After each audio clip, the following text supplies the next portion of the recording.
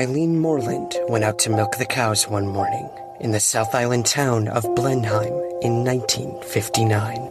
She returned home about 80 minutes later with an extraordinary story. She claimed a large craft descended from the sky and hovered above her. Her statement was full of astonishing detail. She saw two men inside the craft wearing silver spacesuits. One of them was missing his left hand. Local Air Force officials took her claim seriously. They assigned an investigator who interviewed Moreland and found her to be credible. And they found others in Blenheim who had seen similar lights. Her story felt like a modern New Zealand myth. And like all myths, it expressed the peculiar anxieties of its time. Her story chimed with Cold War paranoia, atomic fears, and worries over the accelerating technology of 1950s New Zealand. Understanding her story could reveal something about a strange moment in New Zealand history. It also exposed how the military would lie to keep her story secret in the decades that followed.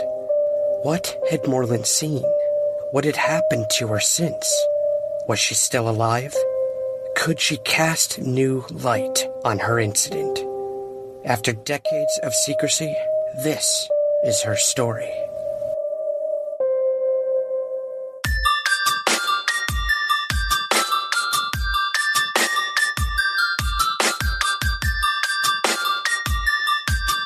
This is Somewhere in the Skies with Ryan Sprague.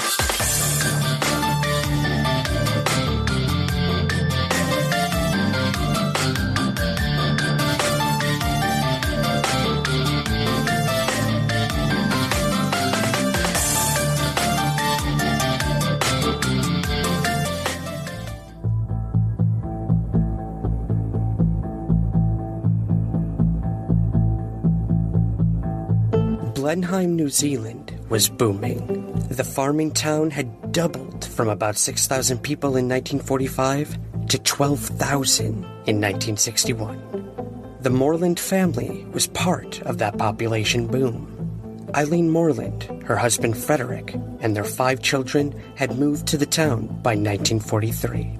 They purchased a 9-acre farm on the corner of Old Renwick Road and Coleman's Road in the western suburb of Springlands in the mid-1950s. They lived in a modest white wooden house with a red tin roof and a brick chimney. Fruit trees were largely cleared to create 2 paddocks for some Ayrshire dairy cows and a few sheep. Moreland used to show the cows at local events. On the morning of July 13th, 1959, Moreland was 42 and had been married for 19 years. Her children ranged in age from preschool to late teens. She was tall and wiry, with short brown curly hair and pronounced eyebrows. She set out to milk the cows at 5:30 a.m. It was normal for her to be up so early. She was a hard-working woman. As well as running dairy cows, she also held down a few other jobs. Locals would turn to her for advice if their cows were unwell. She was a nurse aide at the local Lister Hospital. Her husband worked as a patrolman at Woodburn Air Base about 6 kilometers from their home. Moreland had also worked there occasionally. The airbase was one of the largest businesses in Blenheim by the end of the 1950s and was an integral part of the small community.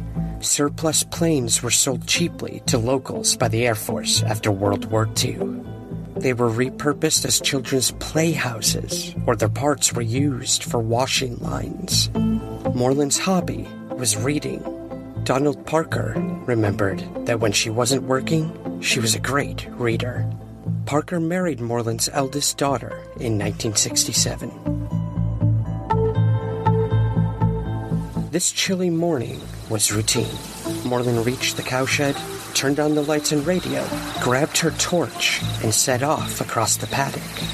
Over the next few decades, she would tell journalists, researchers, and Air Force officials about what had happened in the next 80 minutes. Here is what Moreland claimed. Halfway across the paddock, I saw a strange green glow through the low clouds. The green glow broke through the cloud cover and became two lights, like eyes of big lamps. Everything was bathed in an eerie light that overwhelmed her torch. It was a horrid sort of colour. My first thought was, I shouldn't be here, and I made a dive for the trees. From her hiding place among a shelter belt of pine trees, she looked up. It was the most beautiful thing I ever seen. A circular craft about 9 meters wide and with a curved glass cockpit silently descended towards her. 2 shafts of green light beamed down from its underside. 2 rows of small orange jets shot outwards like spokes from the rim of the disc. The craft suddenly stopped descending and began to hover about 4.5 meters from the ground. The jets disappeared and then reappeared, pointing sideways in 2 rows. The top row spanned clockwise very fast, while the bottom row moved in the opposite direction, trailing orange flames. The air on this cold July morning became warm, and she noticed a low hum. I was scared stiff, but curious and enchanted by the lights. It was just imprinted indelibly on my mind. I just took it in. I saw everything in those few minutes. Inside the curved glass cockpit, she could see 2 figures wearing shiny silver suits and helmets. The suits were tight like a wetsuit and looked like they were made of aluminum foil. The men were seated one in front of the other. Both had their backs to her. A flickering light shone up from below them, reflecting off their suits. Then, one of the silver-suited men emerged from the craft and walked towards her. I could see his face through a small visor on the helmet. He was wearing a white belt and a black disc at the center. He had a harness on his chest and held a small dial and a series of tubes coming out of his helmet. His left hand was missing and was encased in a dark sheath. Then he shouted at me in a foreign language I couldn't recognize. The man retreated back to the craft and got back on board. After a few moments, the jets started shooting out from the craft again. It tilted at an angle and then shot up into the sky at great speed. As it retreated behind the clouds, it made a soft, high-pitched whine. Then she was alone, standing in a waft of hot, peppery air. She was relieved that the attracting power of the green lights had gone, but didn't know what to do next. Eventually, she finished milking the cows. While I was milking, I kept wondering. I felt a bit shaken and puzzled. I didn't quite know what to do about it. She returned to the house and woke her husband to tell him what she'd seen. I feared he would laugh at me, but he took me seriously and asked if I called the police. She rang the police at 7 a.m. Woodburn Commanding Officer Arthur Gainsford visited the farm and interviewed Moreland later that day. Her husband Frederick had told Gainsford about his wife's claims that morning. Gainsford found Moreland calm and rational. Local police told him she was a rational and stable person from their personal knowledge of her. Gainsford also found a second witness, a local farmer named Roy Holdaway, who lived about 7 kilometers from Moreland's house. He'd seen a bright light in the sky about 30 minutes before Moreland's sighting. The claim attracted publicity. Moreland gave an extensive interview to the Nelson Evening Mail about her sighting. On July 22nd, the paper ran a story under the headline, "Went to milk the cows. This is what Blenheim woman said she saw." But Moreland did not tell the journalist about the one-handed man emerging from the craft. For now, she kept that detail to herself. Moreland was not alone in claiming to see the lights in the sky in 1950s New Zealand. Newspapers were filled with people adamant they'd seen unusual craft. Each witness saw different-shaped objects in the sky. One was shaped like a rolled-up newspaper. There was a lizard, a stingray, a horseshoe, a silver cigar, or a flying barrel even. Many claimed to see balls of light traveling through the night sky. Some were green, others were orange and red. Some described their sightings with a new term recently imported from the United States. They called them flying saucers. I am here to discuss the so-called flying saucers. The Air Force interest in this problem has been due to our feeling of an obligation to identify and analyze to the best of our ability anything in the air that may have the possibility of threat or menace to the United States. In pursuit of this obligation, since 1947, we have received and analyzed between 1,000 and 2,000 reports that have come to us from all kinds of sources. However, there have been a certain percentage of this volume of reports that have been made by credible observers of relatively incredible things. It is this group of observations that we now are attempting to resolve. The New Zealand Air Force was curious about the sightings and wanted to find out what was happening in their airspace. In 1952, Air Force Sergeant Harold Fulton established the Civilian Saucer Investigation to prove or disprove the existence of flying saucers. He claimed to have 350 members in 1956 and had logged 700 sightings by 1957. In 1953, the Air Force's Director of Intelligence paid 5 shillings to subscribe to Fulton's quarterly UFO newsletter. He wrote that the reports of the society were read with interest. In 1956, Civilian Aviation Minister Thomas Shand believed the subject of flying saucers always appears to present a new aspect full of interest and mystery. The Air Force took Moreland's claim seriously enough to appoint Flight Lieutenant Charles Milford Jennings to investigate. Jennings was a good choice. The 34-year-old had been in the Air Force for 16 years and was a decorated officer. He was awarded a British Empire Medal in 1953 for working 72 hours straight repairing planes during World War II. He went to England to personally receive his honor from the Queen. Jennings began as an instrument fitter for the Air Force and was now in charge of instruments and electrics on all aircraft at Woodburn. He was a North Island boy, born in Ratihi, who had moved from Auckland to Woodburn with his wife and 3 children in May that year. He had spent 5 months in Woodburn the year before. Jennings looked like a classic Air Force officer with his dashing looks, slicked back hair, and light brown eyes. He was curious about a rash of sightings, but wanted to apply scientific rigor to the subject. His son, Lee Jennings, remembers his father as practical but open-minded. He was a technical person, and to do that, you have to use logic to work things through.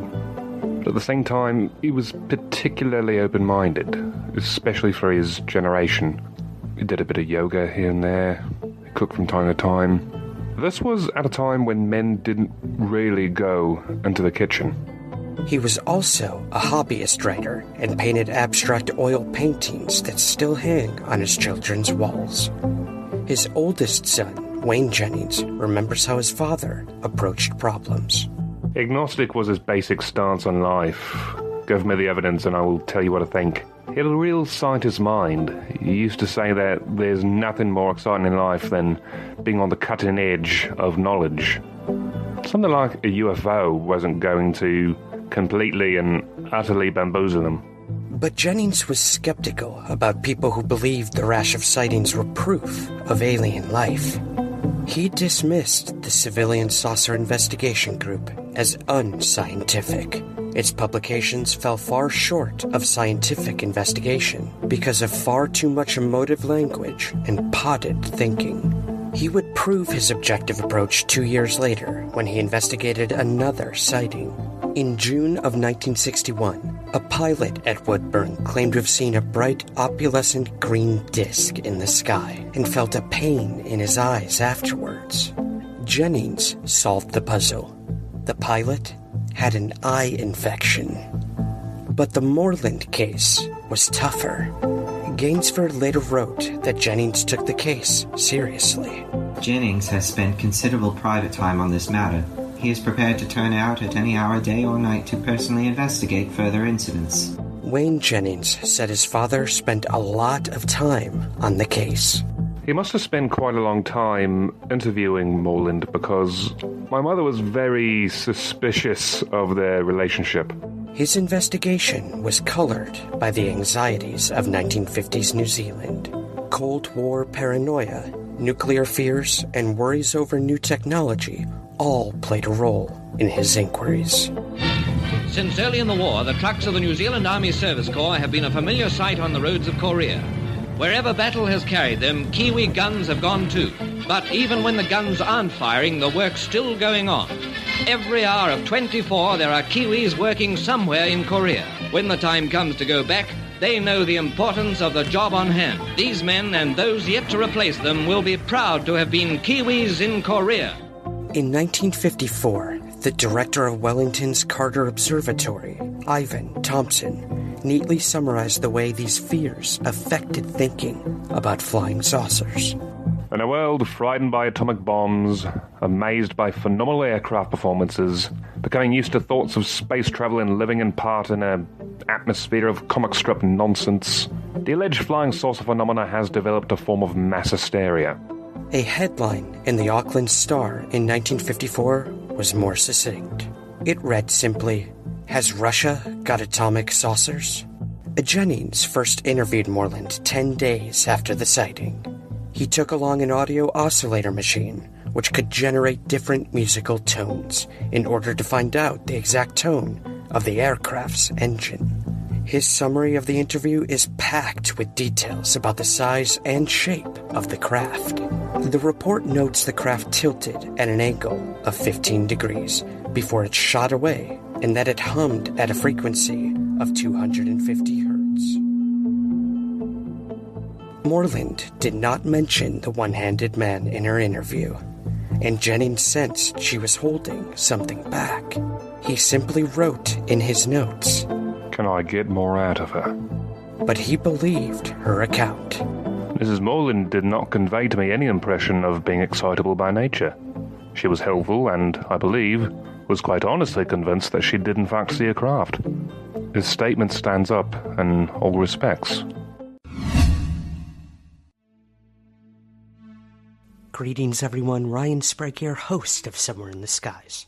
For over 7 years and more than 400 episodes, the Somewhere in the Skies podcast has always been free to listen to, but it's not free to create.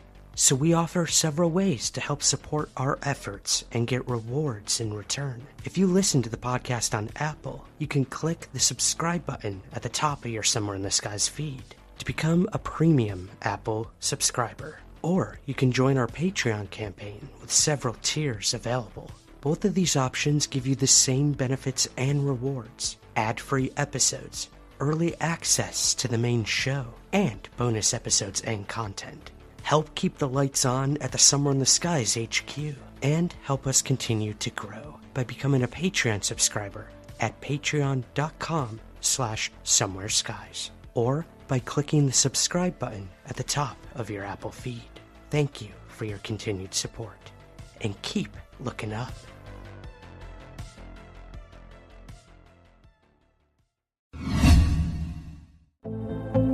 The craft Moreland described would have been familiar to people in the 1950s. Flying saucers were a vivid part of the popular imagination from countless sightings in science fiction movies. Jennings even looked for possible new technologies similar to what Moreland had described. He kept a newspaper clipping in his file about 2 flying saucers being developed in the US and Britain. But the flying saucers were in fact early prototypes of the hovercraft, and only capable of very noisily hovering a few meters off the ground. An extensive program of research and development in the field of disc flight, which was started in 1952, is being conducted by Avro Aircraft Limited at Malton, Ontario. Early studies on behalf of the United States Air Force proved the feasibility of a circular planform vertical takeoff aircraft utilizing a system of peripheral jets for propulsion, stabilization, and control. The current phase of the program entails the design and construction of the Avro car, an 18-foot diameter test vehicle for the United States Army. But the idea that Moreland had seen some kind of experimental military aircraft was not outrageous. Anything seemed to be possible in the 1950s. The skies above New Zealand were filled for the first time with exotic new technology, capable of unprecedented speed and performance. In 1955, numerous people reported seeing strange flying pencils over the west coast of the South Island. It turned out they were the Air Force's new Vampire jets screaming across the South Island sky. Moreland referred to Vampire jets in her interview with Jennings. The jets, first introduced in New Zealand in 1951, sometimes used Woodburn Air Base. Moreland would tell Jennings that the craft shot away at a speed that would make a vampire look like it was standing still. In a further sign of his commitment to the case, one day Jennings took a Geiger counter to Moreland's paddock at 3 a.m. and waited there until dawn to see if he could detect anything. He was clearly troubled by the prospect that Moreland may have been exposed to radiation from the craft, especially since Moreland had developed physical symptoms after the sighting. The backs of my hands were painful. Blisters popped up like pimples on my hands, lower lip and back. If I scratched them, watery residue came out. Then more would come up. I had a painful swelling under my left eye and a small patch like a brown mole that appeared on my forehead. I did not want to consult a civilian doctor and would only see Woodbourne's medical officer if the matter was kept highly confidential. Gainsford was skeptical, however, and would eventually state, "The symptoms shown could of course be self-induced due to nervous strain." The blisters and the mole faded after 6 months. The consequences of radiation exposure were well known to the people living through the Cold War and the nuclear face-off between the US and Russia. Neville Shute's novel, On the Beach, was a bestseller in New Zealand and had vividly popularized the deadly consequences of a nuclear conflict. Kiwi soldiers had officially observed British and US nuclear tests from 1956 to 1958 in Australia, the Pacific, and Nevada. Jennings wrote a report on the sighting claim, which was sent to Squadron Leader James McClymont. He replied within the day. Due to the absence of corroborative evidence, the report does not appear to warrant further action.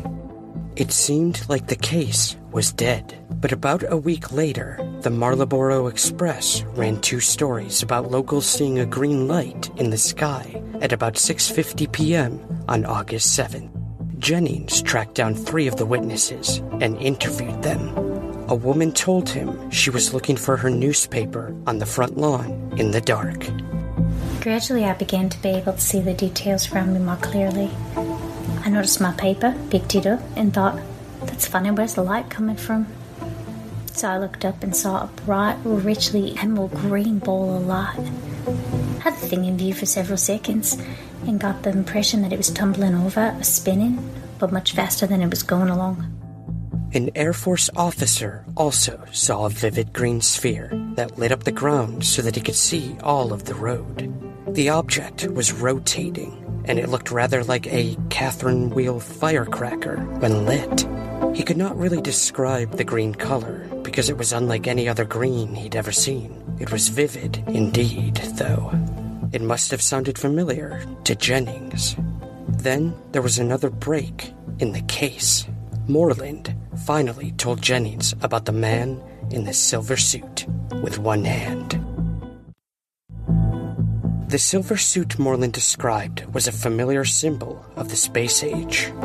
In January of 1958, about 18 months before Moreland's sighting, U.S. test pilot Scott Crossfield appeared on the cover of Life magazine. At Edwards Air Force Base, a B-52 mother plane carries aloft the X-15 rocket plane for another in the painstaking series of development tests leading up to the epic mission for which it was designed. Carry a man beyond the fringes of the Earth's atmosphere and to return him to the ground.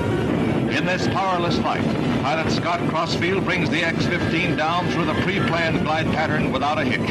The space plane's first free flight is a success. Wearing a shiny silver pressure suit, helmet, and black gloves, the suit was almost exactly the same as the one she'd described. Jennings kept a clipping of the Life magazine cover in his file. Moreland also told Jennings how the man shouted at her in a foreign language. Jennings thought it may have been Russian. The new details were taken seriously. The security classification on the sighting was raised from confidential to secret, meaning they felt it could raise international tensions. All communication about the sighting was handwritten to avoid typists reading the details. Moreland was told to keep her information to herself. Only 3 people knew about the man in the suit: Moreland, Jennings, and Gainsford. The merest hint of Russian involvement was enough to prompt an urgent response. The Cold War fight against Russia was very real in 1950s New Zealand.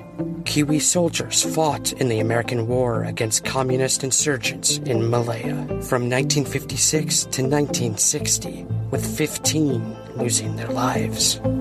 The chill of the Cold War was also felt in Blenheim. Long-range Canberra bombers, purchased to make sure New Zealand was ready to fight a possible war against communist China, were serviced at Woodburn. The CIA's secret airline had also operated from Woodburn in 1951. Britain's long-range nuclear bomber, the Avro Vulcan, landed at Woodburn Air Base in 1956 for the locals to have a look. The Marlborough Express ran a story just 10 days after Russia launched its Sputnik satellite in October 1957. It was about a Russian satellite that had been left on their doorstep. It turned out the item, which bore a crudely painted hammer and sickle along with the words, "Return to Moscow," was just a ventilator from a Blenheim building. Moreland's new claim, along with annotated drawings, was sent to Air Force headquarters on August 20th. Gainsford vouched for Jennings' objectivity, writing that he had no previous interest in matters of this nature and commenced his task with an open mind. Wing Commander G.S. Martin's response was withering and brought the investigation to a close. The only possible conclusion to be drawn from the evidence is that Mrs. Moreland was hallucinating, or that her story is an imaginative exaggeration of a normal subjective experience, and that there was in fact no such visitation by an object as described in the report. As for other sightings in August, they have no apparent relationship to the Moreland report, but fit neatly with a description of Venus shining through a diffuse layer of high cloud or ice crystals, and seen through a layer of lower broken cloud, the latter being under the influence of a northwesterly airstream. Records show that Venus would have appeared very bright and low in the sky on the night the witnesses saw the green light. Astronomer Marcel Miniart writes that Venus can turn from dull red to green as it meets the horizon, and can appear to move as it is diffracted through the atmosphere. The planet Venus, seen against the purple twilight sky, can also appear emerald green. Moreland's claims created a swirl of gossip in the small town of Blenheim. On July 28th, the Marlborough Express ran an article dispelling rumors that have spread rapidly to the effect that the flying object left behind it a patch of scorched ground, and that the area has been cordoned off by the police and Air Force. Police were treating the matter with a certain amount of reserve, although, owing to the number of previous reports having been cited in various parts of the country, they could not discount the matter entirely. The ground may not have been scorched, but Moreland later told reporters that a row of peach trees in the paddock had died.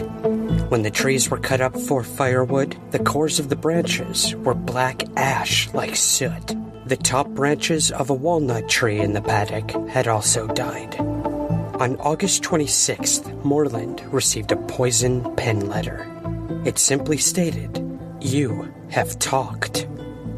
The fallout from the sightings affected Moreland's children.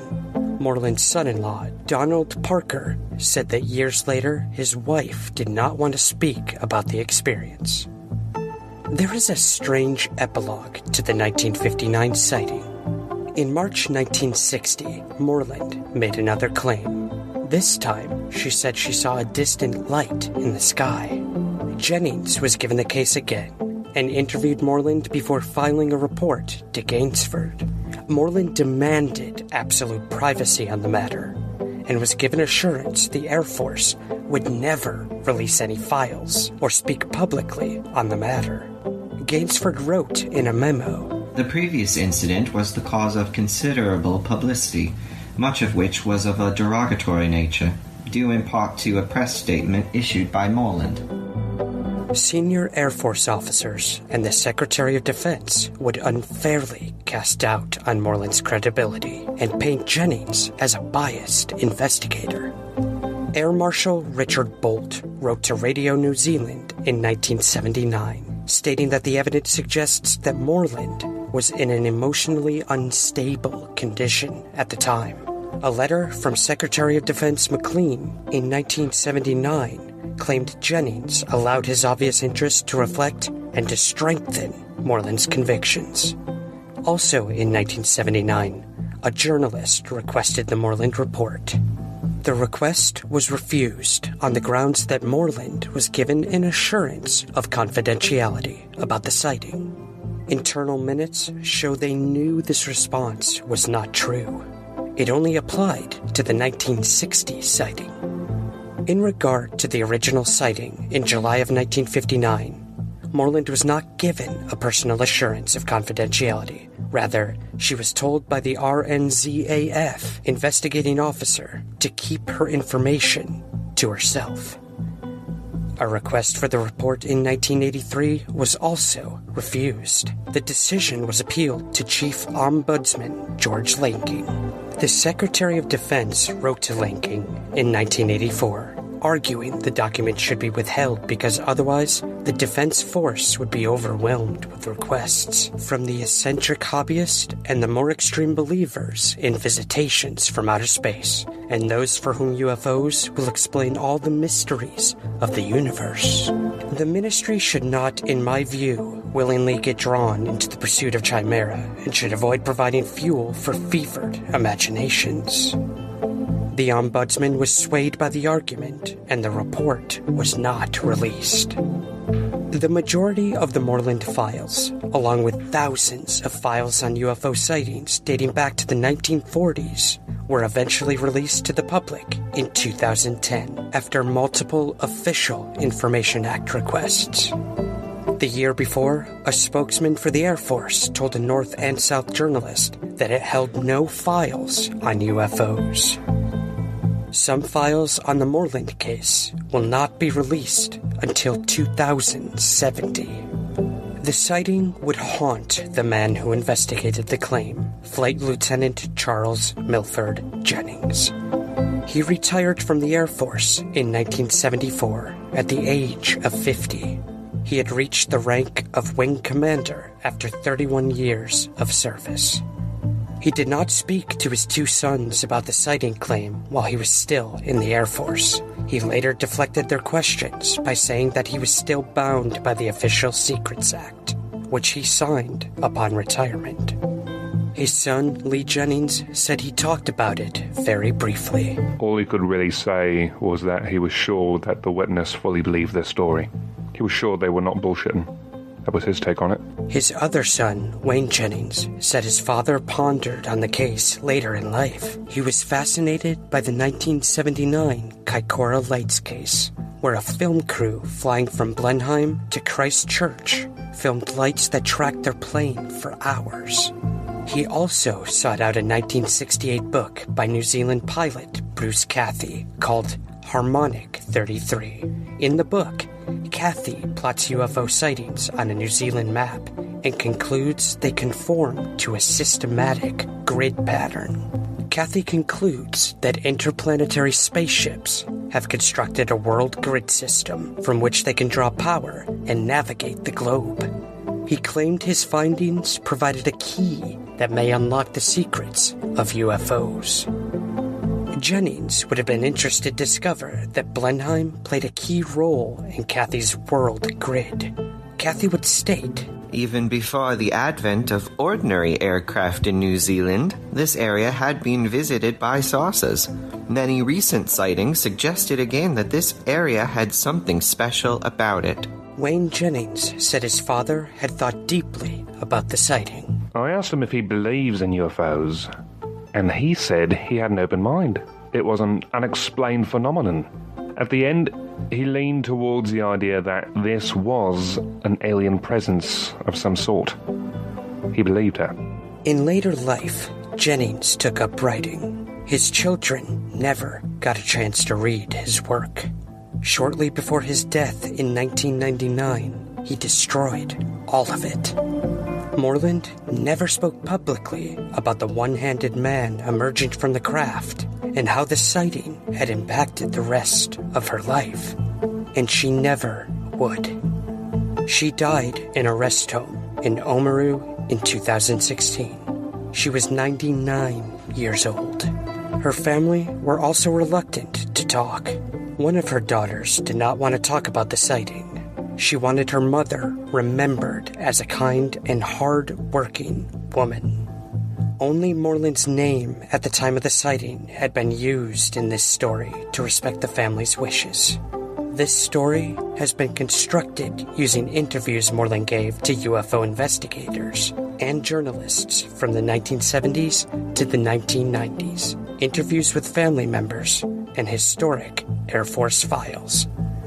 In 1979, the government asked Moreland about the possibility of releasing its files on her sighting claim. After 20 years, a new name, a new place of abode, I was hoping to sink into oblivion, but somehow I'd been found. If you have knowledge of the full events of that awful morning, you will realize that to suggest that the UFO people are friendly is a laugh, as I know full well. I'm 20 years older, have a full life, and am enjoying life in general. I just couldn't bear to be put through the mill again. Her desire to be left alone stands in strange contrast to her decision just a few months earlier, in July 1978, to grant a television interview about her claims. At about this time, Moreland's story became part of UFO folklore. In November 1975, a U.S. comic book titled UFOs, Flying Saucers ran a strange comic strip version of the incident. A very glamorous Moreland encounters two men in spacesuits when setting out to milk the cows. She fears for her cow Bessie as the green light stalks her farm. When the spacecraft departs, Mrs. Moreland is left with the memory of an experience she can never fully explain to anyone. The Moreland family kept quiet about the sighting claims. Some of her children kept the sighting secret from even her grandchildren. They didn't want them to think less of their grandmother. Donald Parker visited Moreland in the rest home in 2015. I brought up the sighting when I saw it. I mentioned it, and her daughter was behind it, out of sight of her mother, and she shook her head in a way that said, "Don't talk about that." I didn't say any more about it. In the years since the 1959 sighting, the Moreland family farm in Blenheim was slowly carved into smaller pieces and lost to development. The family had sold the farm and moved away by the early 1970s. The paddock where Moreland claimed to have seen the craft has since been carved into small suburban plots. In 2017, houses had not yet been built on the exact spot where this strange story unfolded. That spot remained empty. Just like the Moreland family farm, the past has been gradually lost. It gets harder to make out the details. there was only one person who knew the truth. The full story of the lights and the shadows they cast died with her.